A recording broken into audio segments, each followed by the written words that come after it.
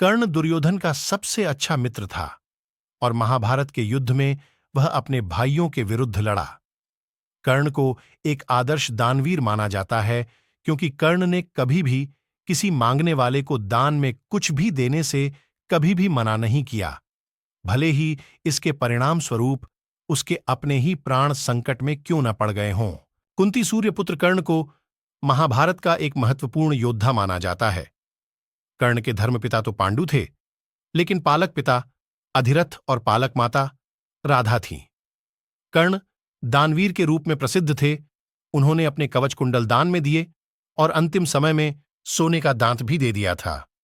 भगवान कृष्ण ने अर्जुन को यही उपदेश दिया था कि दान करते वक्त मन में अगर कोई भी भावना हो कि किए गए दान का खास फल प्राप्त होगा, तो दान करने का पुण्य फल नहीं मिलता और दान करना निष्फल हो जाता है।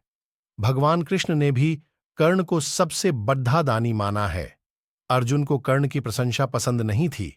इसी कारण से उन्होंने एक बार कृष्ण से पूछा कि सब कर्ण की इतनी प्रशंसा क्यों करते हैं।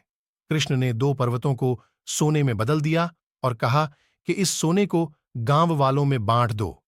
अर्जुन ने सारे गांव वालों को बुलाया और पर्वत काट काट कर देने लगे और कुछ समय बाद थक कर बैठ गए।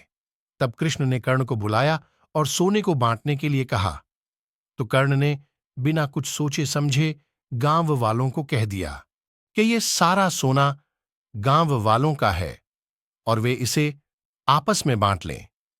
तब कृष्ण ने समझाया कि कर्ण दान करने से पहले अपने हित के बारे में नहीं सोचता। इसी बात के कारण उन्हें सबसे बद्धा दानवीर कहा जाता है।